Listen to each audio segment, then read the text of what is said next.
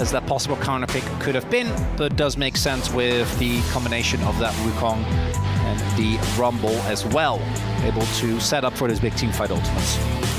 Yeah, absolutely. And of course they want to save the final pick for, you know, they could flex a Corki if they really don't like what they see in the mid lane against Faker, although Corki's pretty much safe against anything. Victor definitely does make sense on this patch. And that will be the choice here for Faker. Thinking about Kha'Zix, Viego would be much more down Owner's lane. Yeah, I think the issue with Viego is that you don't really have a Viego composition with the rest of the team. Like, you really want something to play off of. LeBlanc, Syndra, you know, these very aggressive setup champions. I don't think any of those make too much sense. So it's going to be the Xin Zhao to come through instead. Xin Zhao, I think, kind of binds this composition together. Showmaker having a bit of a giggle. I feel like he's giggling too much for it to be Hui into the Victor. Maybe Syndra? Xerath! That will make sense! I mean, beat him with the long range, there you go! And now, so this pick, I feel like, yeah, okay, you pick it against the Victor, it'd win. AP Rakan, never. That's never happening. Looks pretty normal on the T1 side. This side, though, that's a Xerath. In game 2 of a Fearless draft, not even game 3. Leave it to DK to go for the crazy picks. I do think the T1 comp this time, a lot more well-rounded. Game 2 begins right now.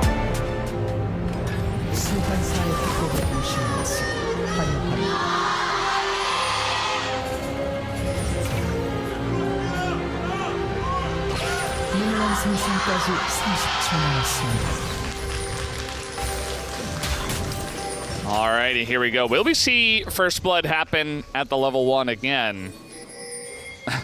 Probably unlikely, although Beryl is going pretty deep into the jungle. They are not on the blue side of the jungle. T1, they went for their own invade, got a couple of deep wards. One in the lane as well. They want to see what this lane swap is going to look like, if it will happen, and it does look like it will happen. As TK are sending their bot lane to the top lane. See how long she waits to walk over?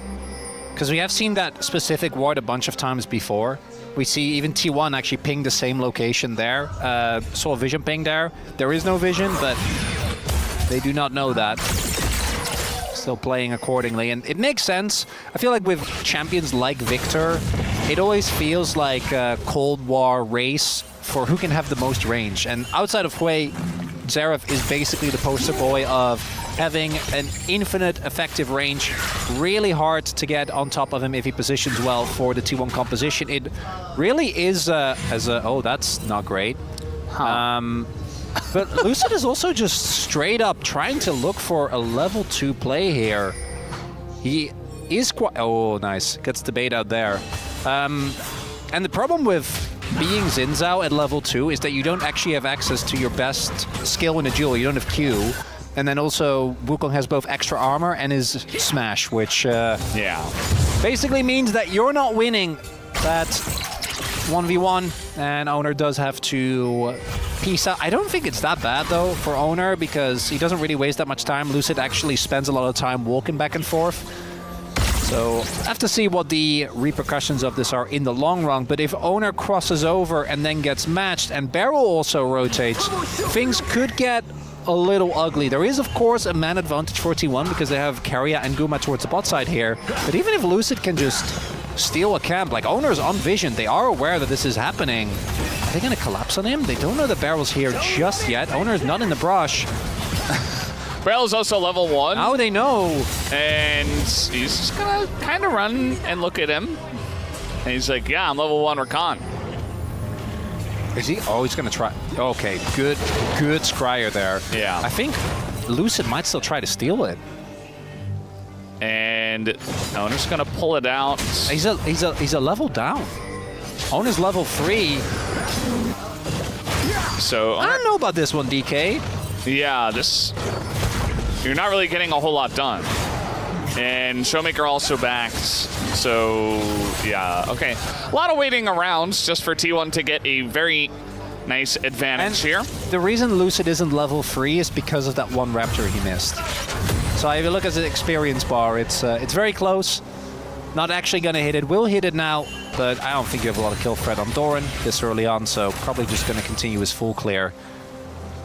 Ends up being a bit of a, even though no actual kills have been found, it's Tumultuous early game, but definitely favoring T1 here early on, as we can see. Because with all those shenanigans happening, DK mostly just wasted a lot of time. Not really getting anything going. Yeah.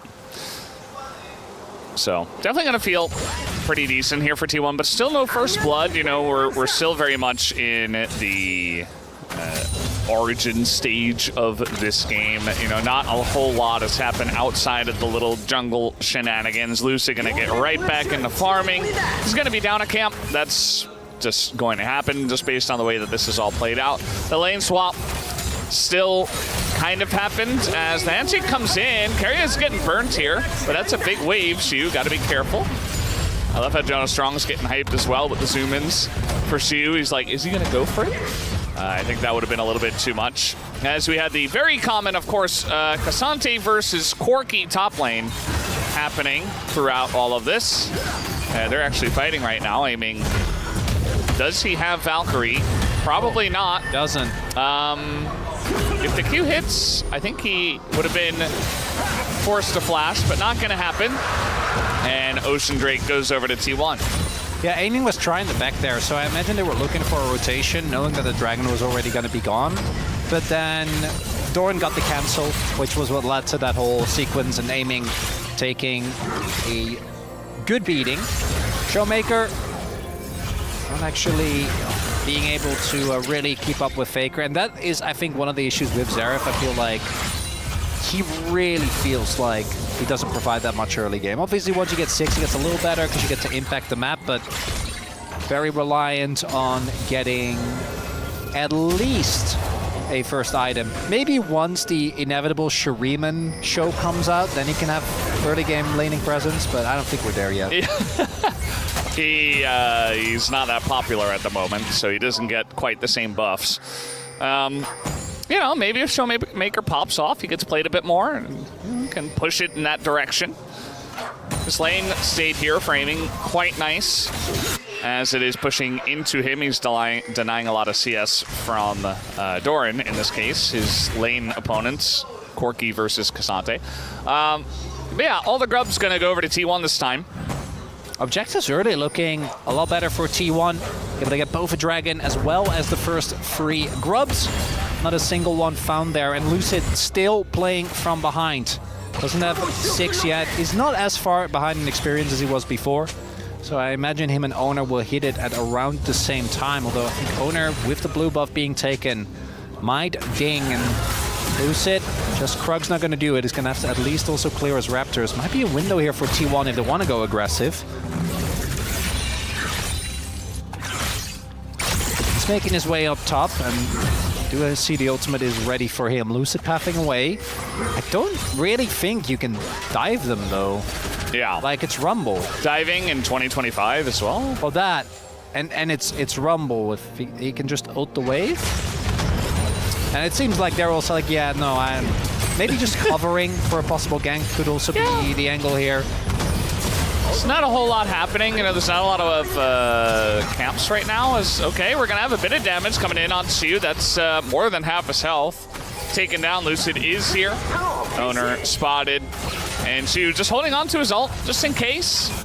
Might use it here, but we do have Showmaker making his way up. Showmaking his way up. Nice, I should say. Just ready to ult if need be. Look at the vision control here from T1. And in last game, felt like Keria and Owner were never really on the same page. Didn't see them link up. Very different this time around. I feel like they've been a lot more in sync. It's such a barrel thing. He just walks in a direct straight line straight into 2 people in the bush. It just happens so often. Yeah, why wouldn't he? He doesn't have to be afraid. There's no Verisol. Yeah. No way he dies. Everything has been calculated ahead of time. Yes. He knows. He is a realizer. He's always aware. He just sometimes chooses to ignore his better judgment, is what Atlas would say. Well, he does it percentage-based. You know, he's like, the probability chance of this happening is so low that it's not going to happen, but then it happened that time, so he looks really silly. And that happens like once every second game. Yeah. So I guess he's not very good at math, man. Well, he's like, you know, it's a 60-40, so it favors me. So I'm gonna try to take the angle, but unfortunately it was the 40% this time. All right. Unlucky is Beryl. That's all he is. Well, I did win 2 world championships. I don't know if I'm unlucky. Well, yeah, just during the regular season. Oh, yeah. It's different. Lucid now has hit level 7. Gonna get a Krabby here as well. I don't be too bad about that one. And I do think we're gonna have a actual brawl breakout in about 50 seconds for either these grubs or the dragon, because DK are being put in a very uncomfortable position here by T1 because they can't. Well, you can trade and then hope you get first blood, but you really don't want to give over the feats just like that. I mean, level 6 for Khan. All right, he hit the 40% there. Nice. Yeah. Is that every play that now fails is a 40%er? It just wasn't, it wasn't meant to be. Because T1... Luck of the draw, you know. You can just go for either, right? They can just... And with the topside vision they have, I think you just give up the dragon, just play towards the grubs. I don't think there's a way for DK to reliably contest. But DK did play insanely aggro. Like, they even know where Lucid is. They have a Warden's red buff. They are so aware of everything that's happening. Even both sides, look at all these wards. DK doesn't get to play the game, and it looks like the feat, or at least this one feat, it's just going to get given over. They're not going to bother. Yeah. You know, it's nice to deny the grubs as well. I don't think they really had a chance to deny it here. The flash engage Renata, shocker, does not work out. But I was going to say maybe he got the flash out of someone, but he didn't even. It's for Cotton and Cork. Yeah, so, yeah. Nice try, Carrier. Good effort, good effort. That was a rumble. Maybe this sheds some light on why the Braum wasn't picked. They had enough of engage Braum. Yeah. So now, T1, first feat already in the pocket. Going to try their best to secure something else. And hoping that, as I say, that Beryl doesn't just give up first blood, but we've watched this player for a while, so we got to be a bit careful. And this time around, no weird deaths by T1, no disrespect to the opponent. That alone is not going to be enough, because we get to talk a little bit about the team fights now that the early games played out so evenly. Chu going for a trade here. Doran lining that Q3, and Chu says, well, you want to drop the gloves, let's go. But yeah, it's just top lane, so not much going to matter. I'm very curious to see what's going to happen with the Xerath as the game comes along, because it is Victor versus Xerath. They're just farming now for 12 minutes. Yeah, the Xerath is the one thing where I want to see the vision. But besides the fact that obviously, like, you outrange him, you provide a lot of backup fire as the rest of your team goes in. I guess that makes sense. It also means that if you go in and you hit even a little bit of your damage, then Showmaker's always going to be able to make sure that there's no people getting out unscathed. And into both the Victor, but especially into Renata, I think that things like the Xerath are always going to feel amazing, because it means that you have a way of playing the game that doesn't revolve around you diving into the enemy. And they're still going to be somewhat forced to, again, with the rest of the champions that they have. But I think that particularly, like, both Wukong and Rakan are quite good at going in, baiting out, and then weaving in and out of the fight again. That's a lot of damage. Yeah, Lucid, though, is here. They're turning this one around. It was a bait all along. First blood given over to Lucid, and they want a bit more. Beryl getting pretty low. Owner, he says, this is my kill, but Beryl's going to get away.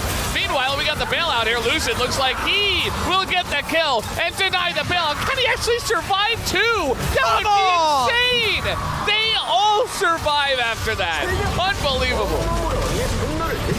Never worried, 60% plays all the time, Valdez. As not only do they get the first blood, but they get 2 kills on the Wukong. Yeah, it's Trinity Force done. He is... Yeah, this is getting pretty crazy for this Wukong. And as you mentioned, the first blood as well. You know, you got Mountain Soul on the cards here. You get a fed jungler. You get a chance. Now they did a lot of damage to that top turret. Oh, It's you. If that harpoon hits. Yeah, the blue trinket, nicely done there by Faker. Not trusting, and look at again the amount of vision that's available for T1. Hope we get a replay of that because that is actually it's such a good thing. They are just not. It's the one pocket where they don't have any vision at all. And the moment Wukong gets on top of Victor, it's just done. Like he didn't even have to use his flash, right? And then here, able to get the flash, then the Renata W was already ticking, the bailout, so he doesn't have to do anything. Just needs to get out. And DK fans. The DK fans are always the most passionate. There's been a lot of ups and downs. Yeah. Yeah. Hey, world was down, so Yeah. yeah. They're due for an upswing. If they get first turret blood here, though, the first blood doesn't really matter. It looks like that is going to be the case. I mean, they're going to dive Doran here, but he is Cassante. Doesn't matter. The damage, yes, it is stacking, but first turret blood goes to T1, so they get the feats of strength on their side. Depends on what happens to Dragon here, because I think T1 takes that. The boots are strong, but if DK then also answer with a turret of themselves and get Dragon because Doran isn't there, Doran is going to be fine, right? He's going to come back up in about 10 seconds, has his teleport available. So I'd say that's still a T1 favorite trade just because of the fact that it opens up boots. And unlike last game, I also don't feel like they had to kind of weather the storm against the poke. Well, kind of played out as half poke, half. We saw a lot of spears, but with the solo laners getting fed, it was not just that. But this time around, they have a lot of team fighting power. I don't know though. DK, they're coming in. Trying to snipe out Guma here. It's not really doing much. That equalizer was pretty bad from CU. It's just missing everyone. Did not inspire much joy. And chains coming in, but will be cleansed off.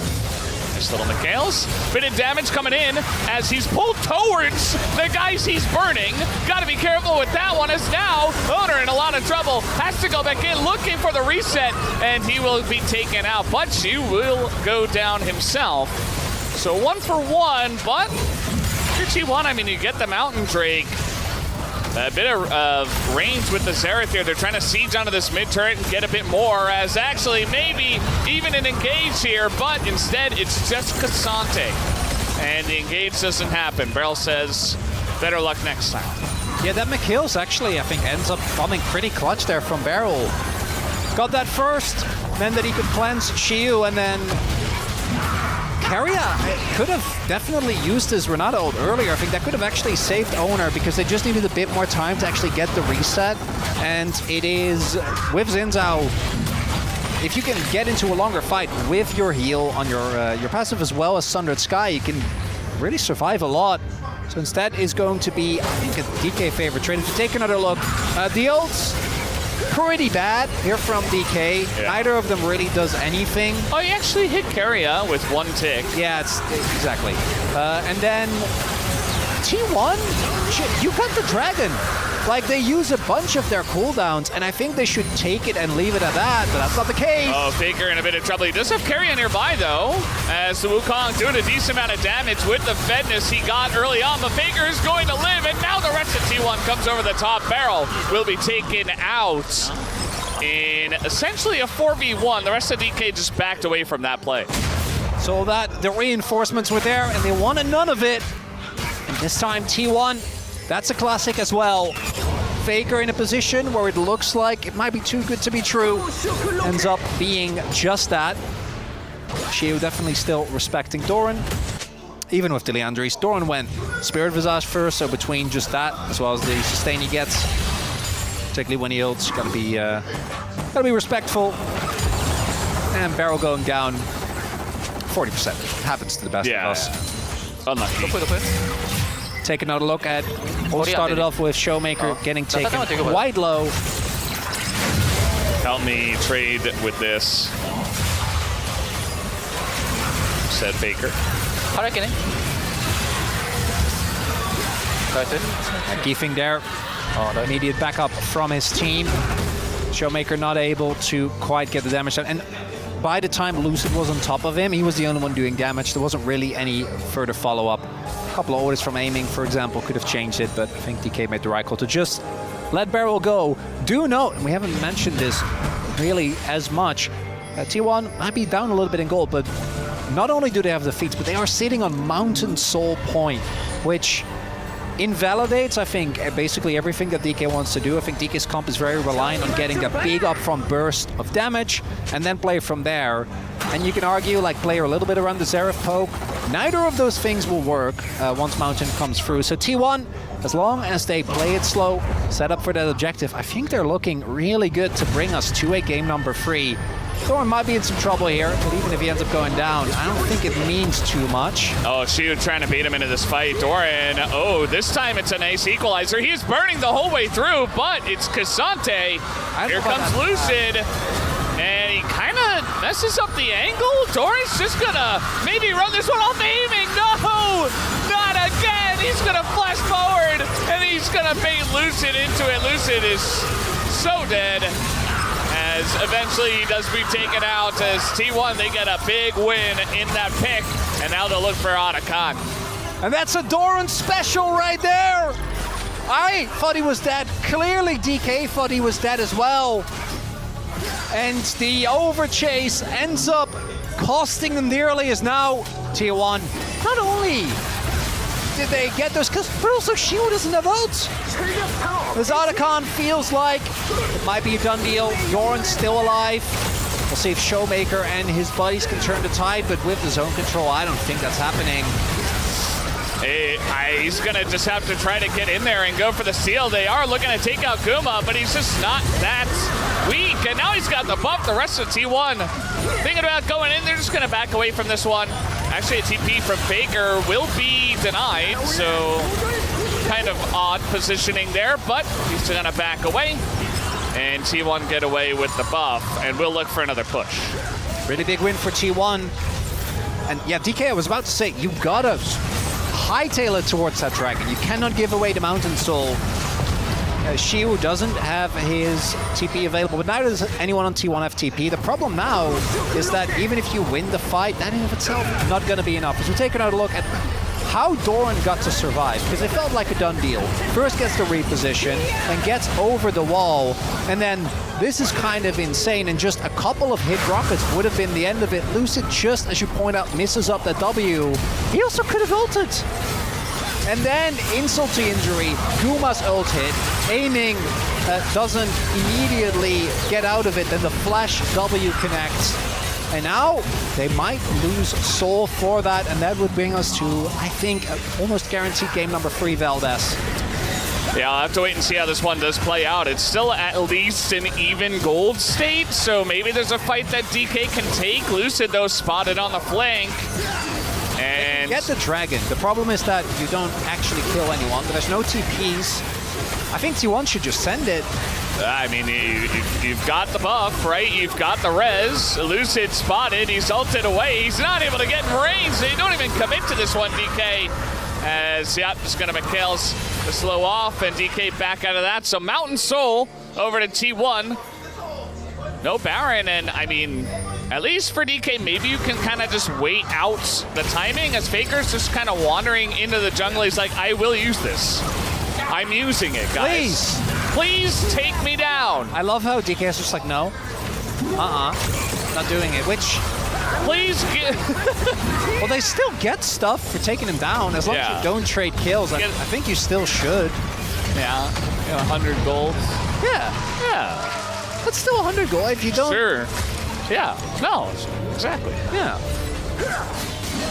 Instead, they'll just wait until it's gone, which it should be relatively soon. Same for the end of the game, right? That's what you're... I don't even believe that this game is is over. No? Because, yes, T1 got out of con, but a lot of times we'll see teams just like win early to mid and then get out of con and just kind of win the game off of that. Yeah, but I don't care about the Otacon. I care about the Mountain Soul. Yeah, they have Mountain Soul. And the Xerath is like, he's there with a Rumble on his team. Well, I did go Which blood. is the It other did actually thing. go Bloodletter, so that should help. Yeah. But like, What's next? it's Distal? still double AP into Cassante who has Spirit Visage. Yeah. Maybe you, a lot of times you can see the thought process in DK's team fighting. It's like, we're going to blow up a squishy, generally Guma, sometimes Faker. But Well, Faker also went for, like, the ability's gone for, he's beefy. Because he hasn't upgraded them yet, but he has the Merc Treads, which will have a shield, then he has Archangels and Cosmic Drive. So he's not, and he also has gone Resolve Tree. I forgot the exact runes that he's gotten, but gotta imagine that he is going to be tough to take down. Bone plating. Saw it a lot in the laning phase. That makes sense. So that's one. I don't know about the other. Gonna be tough, suffice it to say. Showmaker going for Shadow Flame. I imagine just Void Staff next. Everyone on DK should prioritize trying to get as much shred as possible because those resistance are going to be beefed up. And as you're saying, game isn't over, but I'm feeling good about it. Game number 3. If it, you know, I wouldn't mind it at all. Yeah. No, you know, this is more of a thinking man's game. Yeah. The previous one was mayhem. This one, well, I say thinking man's, but then we had that sequence of play from DK just now, so maybe not. Maybe Thinking not. man. Game. Okay, who is the thinking man? T1 in this case. Oh, that makes sense. Yeah, okay. DK not doing a lot of thinking, a lot of instinctual reacting. That's the word. Barrel spots them and then just runs away. You don't need the Xayah. You can just play Corki with Rakan. T1 going for T1 Marin, just gonna start it up on Vision and say, okay, come at us. And what are you gonna do about it? Keria is getting chunked by this Corki, but now with the TP coming in, they want to turn around and run away. Aiming in a rough spot, Lucid goes for the ult, but they take T1 off the Baron. Keria is still pretty low, but Lucid did use his ultimate ability, so did Beryl. So still 5 ults here for T1. And to be honest, I mean, they might just start it up again. They have total control of this area of the map, so really the onus is on DK to try to check it. But they can also keep trading health bars, quote unquote, because they have the shield.